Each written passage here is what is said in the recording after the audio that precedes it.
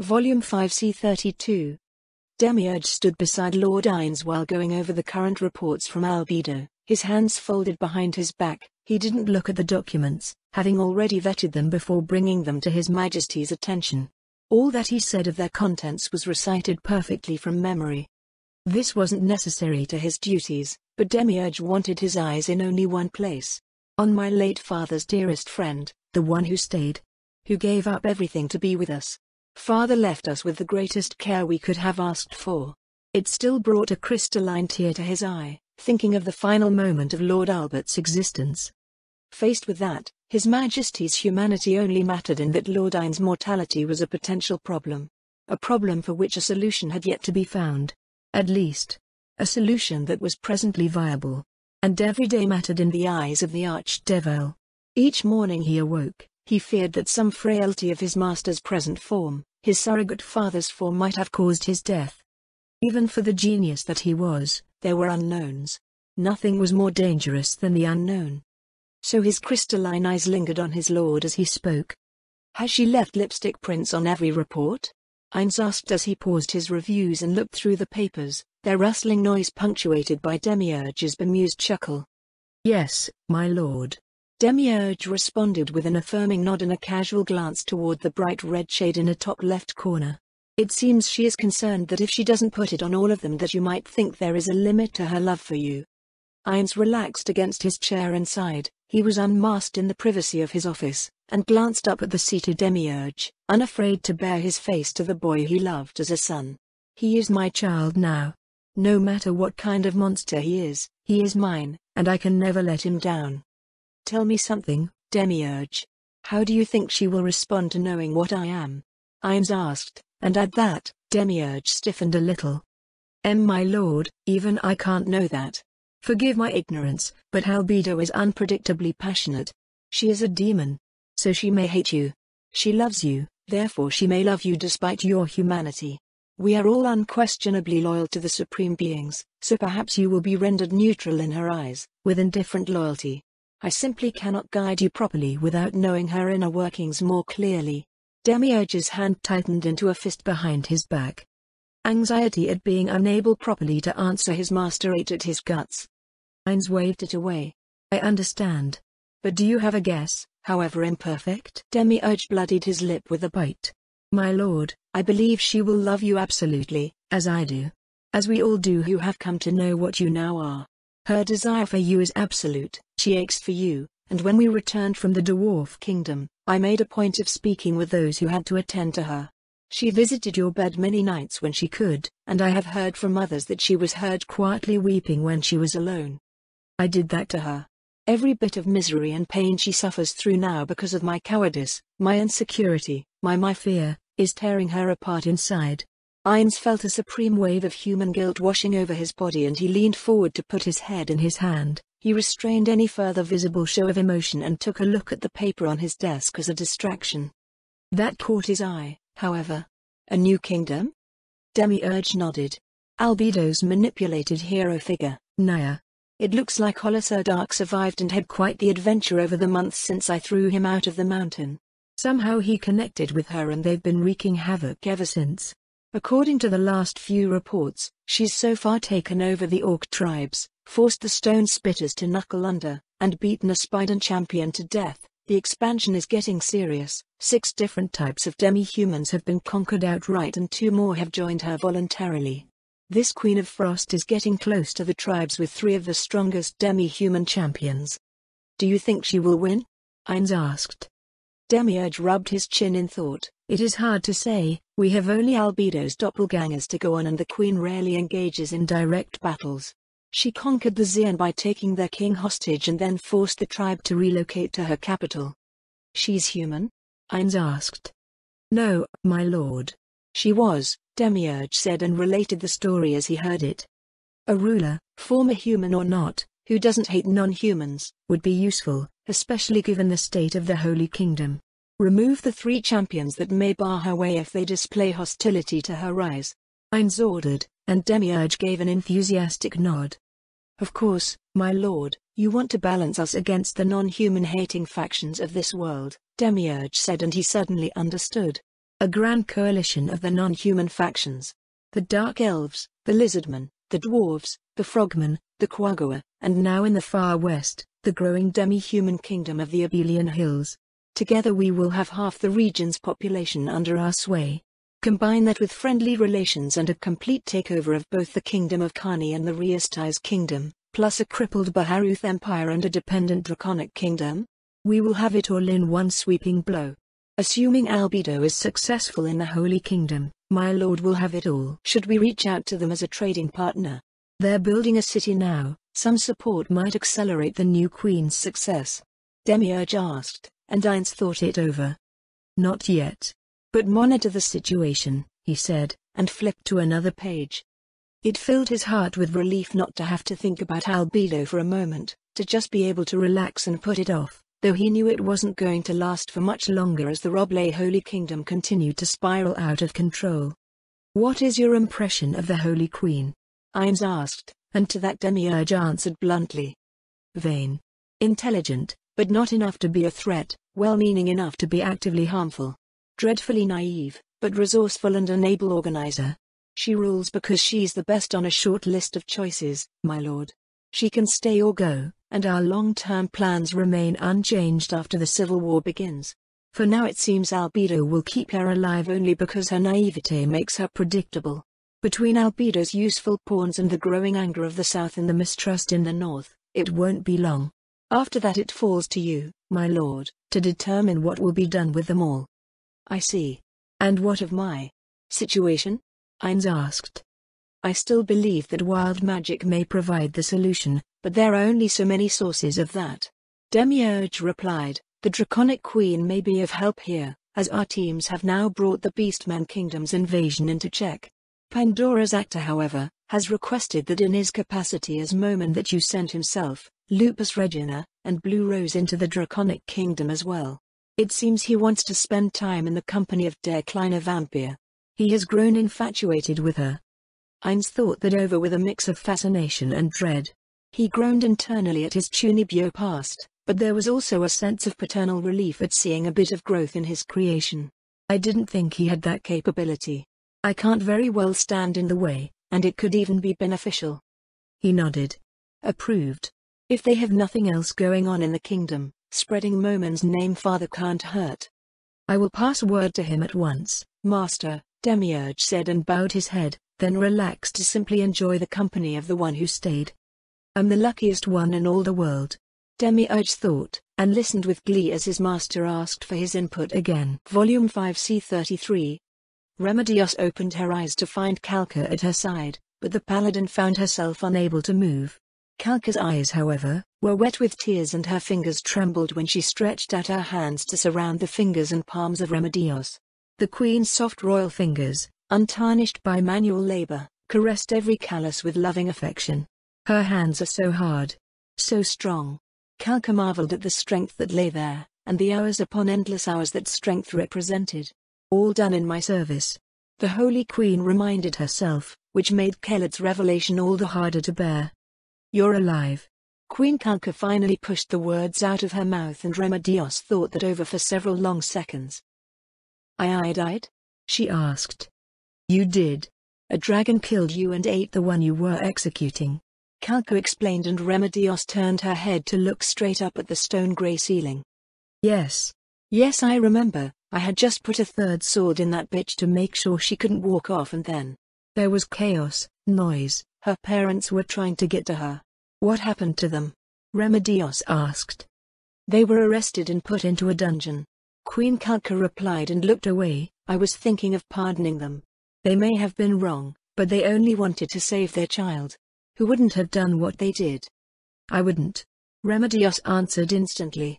Demi-human lovers, allies of non-humans, traitors. They're in the way of your vision. They're a problem that only death can solve.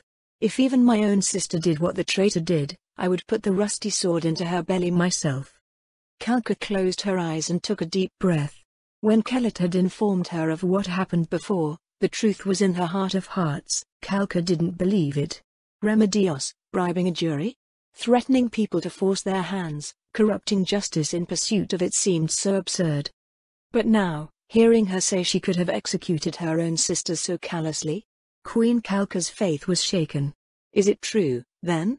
What your sister says? About what, Majesty? Remedios asked, looking at her beloved queen again. Did you bribe the jury? Threaten them, to make sure you got a guilty verdict? Queen Kalka asked, and for a moment, she had a flash of doubt. The innocent, confused, even baffled look on Remedios' face, with her wide and guileless brown eyes, it seemed so utterly impossible. Some. Remedios admitted. I bribed the nobles and threatened the soldiers.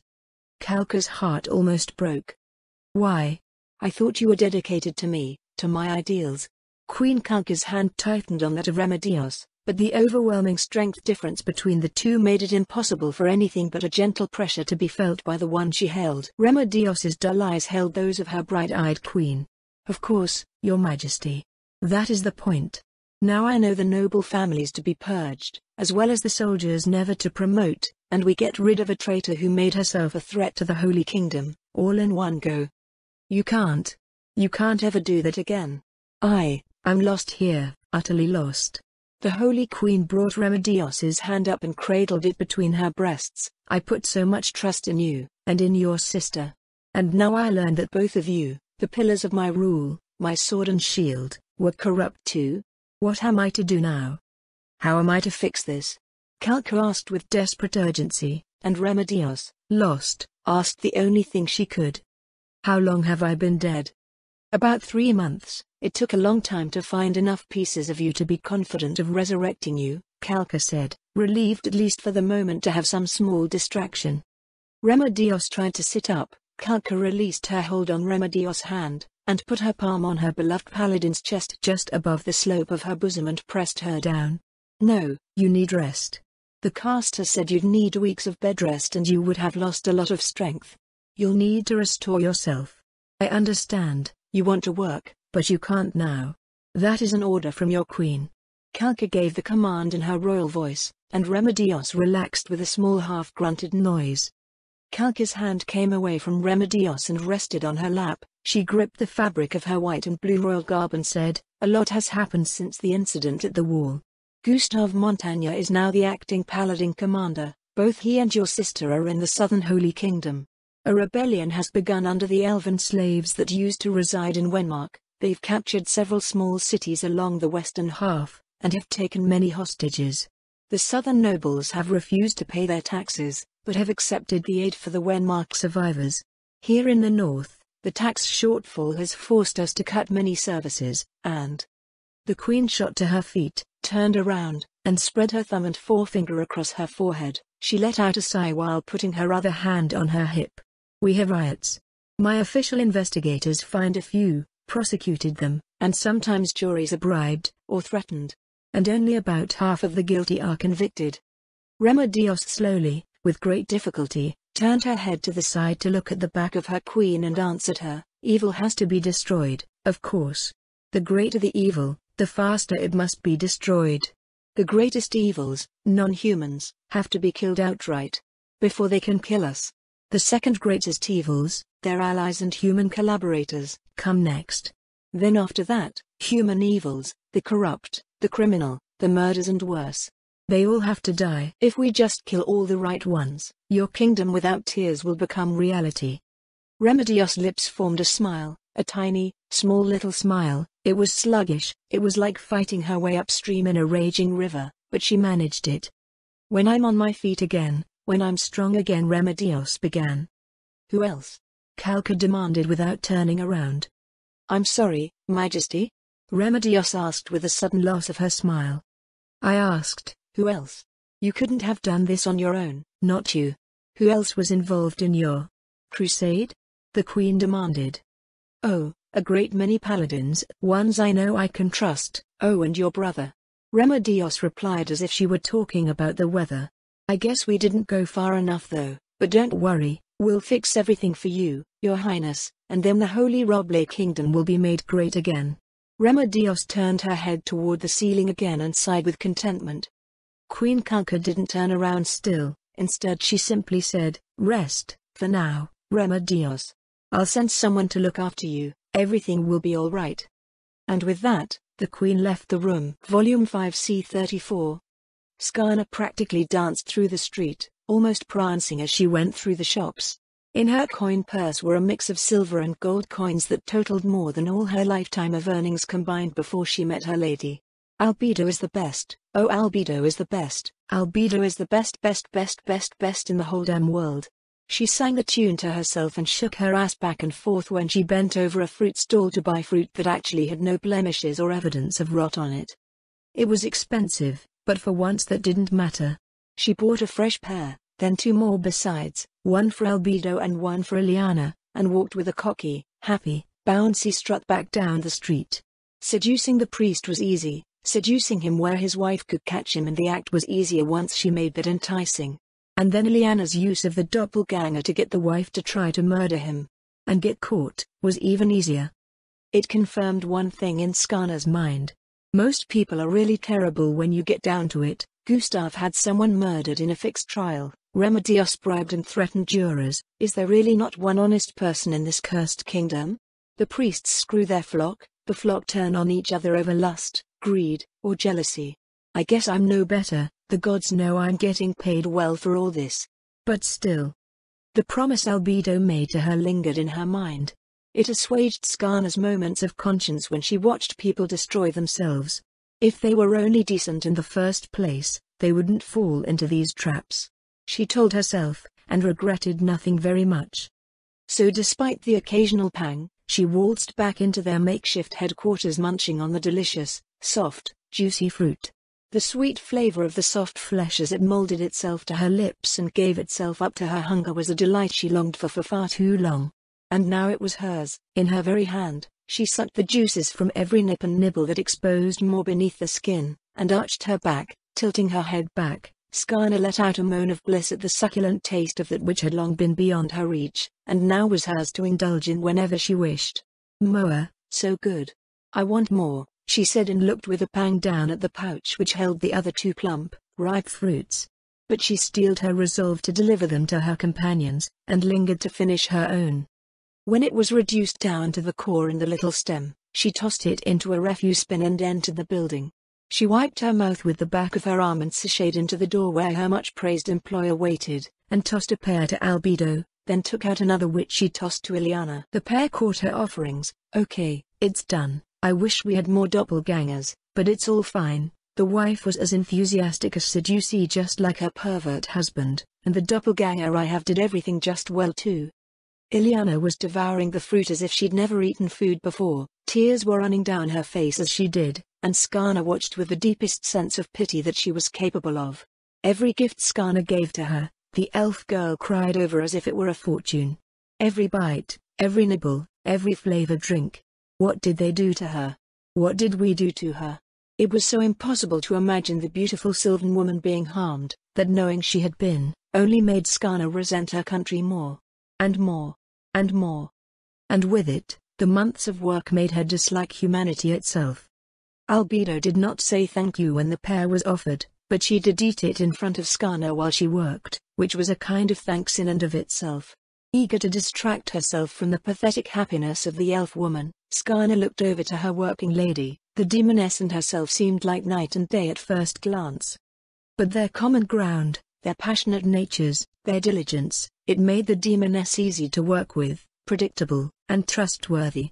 Though it was clear Skarna was looked at as a useful inferior, that was a familiar state for the peasant woman. When am I not, after all? She reasoned, and within those limits, they got on quite well. Which was why Skarna felt comfortable speaking up when Albedo's quill went down. My lady, the lord you serve. Can I ask some more about him? That was always a winning opener. Albedo would go on for hours about him if given the opportunity. The demoness face brightened, her vibrant yellow eyes glowed and went wide, her wings trembled with happiness that bordered on orgasmic bliss. Yes, of course, ask human. She rubbed her hands together and spun to face her tool. Skarna sat cross-legged on the floor and asked, is there anything he can't do?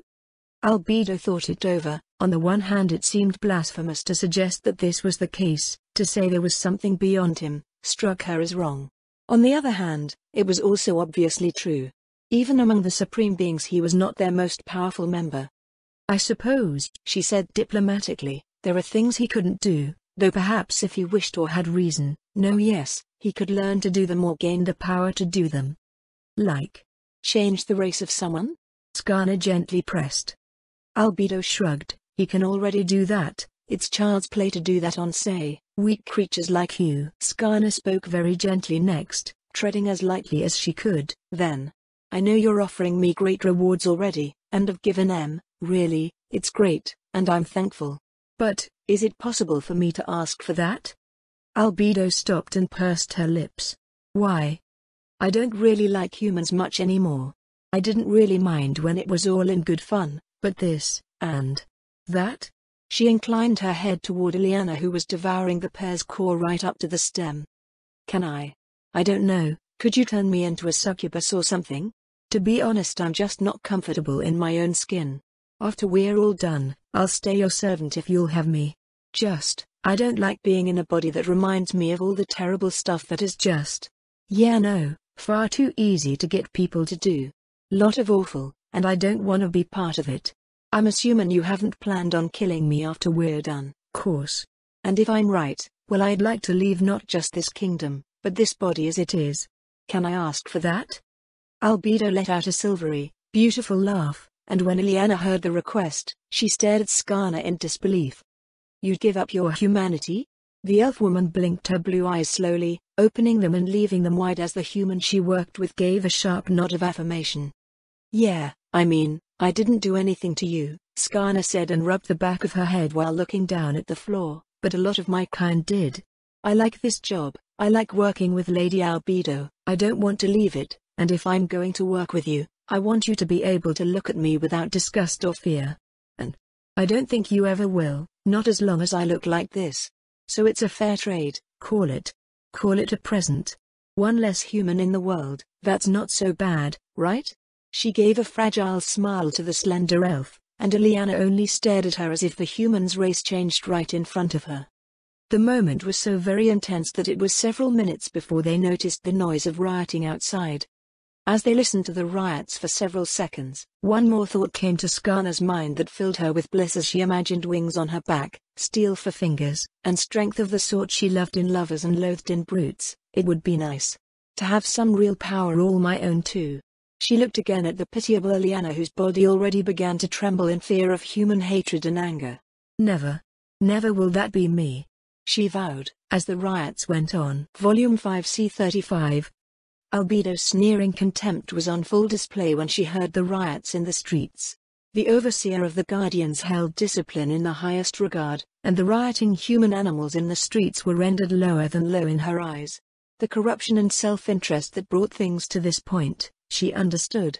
But when she approached the shutters, flung them open to clap hard against the walls and poked her head out to see the chaos for herself, that she could not comprehend beyond contempt. Peasants, filthy beasts that they were, ran wild. They threw torches against the walls of the public buildings, while the public officials ran screaming from the crackling fires and the billowing smoke, coughing and staggering, if they waited too long, found themselves subjected to the non-existent mercy of the mob. Shouts of rage on grimy, torch-lit faces twisted human visages into masks of monstrous fury, no longer seemed to be people in the traditional sense.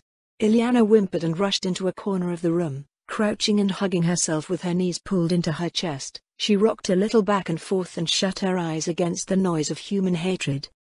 Skarna, however, rushed to join her lady at the window and looked out. Her lady looked down at her and said, barely audible above the crowd, "It seems you did better than you planned. This shouldn't have happened for a few more weeks." The peasant woman didn't answer. She looked down the street where an official in a dark judge's robe was dragged screaming onto his back. He had a loud shriek, almost like a woman's in its shrill high pitch, and then he was out of sight. She couldn't hear the sound of his death or pain after that, but she could see the bloody fingers and hands of peasants armed with knives, clubs, or just their bare, angry hands. The great horn of the castle blew and city garrisons meant to protect the population emerged from their positions. The clink of metal and the clip-clop of horse hooves from cavalry was distant, but growing. The mob, however, was in no mood to argue the matter. From the window Skarna saw a rocket a soldier's unguarded face, and he fell in a spray of blood and teeth before being dragged flailing backward by his squadmates, who lowered their halberds with a single snapping motion and began to advance. Skarna saw enough. She leaned back in, while Albedo began to laugh. It sent chills down the peasant's spine, like listening to a child laugh as it poked at a wounded animal. "My lady, why are you laughing?" Skarna asked when she glanced back to see the terrified elf in the corner who now had her ears covered to keep back the noise. "Because this is going far, far better than I expected. You can't hear what I can, human. Do you?" Albedo leaned back in and closed the shutters. She turned to face her servants while Skarna sat by the elf and drew her into a close embrace. "It's just noise, shouting, incomprehensible calls for blood." She tapped her rear and said with a broad, monstrous smile, "But my demonic ears can discern things you can't. The guards are too few. The Holy Kingdom keeps the bulk of its fighting forces and mages in the north. They're not prepared to fight here, not like this. Hobens is going to fall into the hands of the mob and whoever leads them." "And the doppelgangers?" Skarna asked, suddenly thinking of those playful creatures and what fates they might suffer out there. Albedo shrugged. "They will blend in with the mob, stoke their resentments, and since they're at least a bit better than average strength and come with a few combat skills, they should speed things along considerably." Skarna sighed with relief. "Good, thank you for reassuring me, my lady." Ilyana ceased to rock. Instead she was only breathing hard, and allowed herself to relax in the comforting embrace of her companion. "You're worried about them?" Albedo asked. "They're only summons." She cocked her head and looked down at the seated human. "They're still mine." "Yours." "Ours." "Whatever," Skarna said abruptly. "I don't much like my own kind anymore, but my mother is still my mother, my village is still my village. The doppelgangers are nice to me, they work real hard, summons or not, they're loyal, and even when they got no choice, that's still worth something. I don't want bad things for them, you know?" Albedo gave a slow nod of understanding. On the ledger of her heart, Albedo took a piece of chalk and marked Skarna's name in the Do Not Kill side, with one final tally. Unaware that she'd saved her own life with loyalty to minor beings of Nazarick and not merely to the collection of coins for her idle pleasures, Skarna pressed her forehead close to Ilyana's ear. "It'll be all right, nobody will hurt you, okay, everything will be fine. Lady Albedo won't let anyone get you, nobody will touch you, never again, okay? You understand, I won't let them, she won't let them. You're safe in here, you're not the one they want, I promise. I always keep my promises, okay, do you understand?" Her repetitions and whispered, calm, quiet voice into the twitching elven ears, and the tightness of her grip, slowly let the elf woman start to relax. "My queen, we have to move." The captain of the guard, a behemoth of a man, shouted as he burst into the room with his wide hazel eyes filled with a mix of fear and anger alike. He didn't bother to kneel or even salute, instead he rushed forward and took the Holy Queen by her wrist, only for her to pull back. She yanked her hand free. "Gotza. What is it?" she demanded as she heard the horn blow outside. "A riot. The rioters have overrun multiple guard posts. We can hold the castle for now, but it won't be long before they bring up a way to scale the walls. We can't hold them back forever." Outside there was yet more shouting as nobles and knights rushed to and fro, panic setting in among them. "Where do you propose that we go?" she demanded. "Kalintia has one of the largest garrisons in the kingdom, and there are forts along the way. You'll be safe there. We can return and retake the city later." The commander of the palace guard reached for his queen again, but she stepped back. "You're suggesting I flee? That I run away and leave my people to..." She snapped her mouth shut when he shouted at her. "Kill you," he snapped. "They will kill you, and that's if they don't do worse first. We can't hold them back, and you don't have the means to fight that many with your magic. My queen, we must get you out. As long as you're alive you can reclaim the city. If you stay, I stay. If I stay, my guards stay. If we stay, we all die. Our lives are in your hands." His face was sweating, it was broad, had the faint beginnings of a brown beard, and his broad body, she knew, rippled with muscle beneath his armor. Gotza was an adventurer in his prior career, and one of considerable skill, but he could be swarmed, they could get past even him as a wall of meat, and he had to sleep, eat. He could not be everywhere. If he was worried. "I won't leave anyone behind," Queen Kalka snapped. "We go together. Someone get Remedios, she's helpless, and whatever happens I won't leave her to die."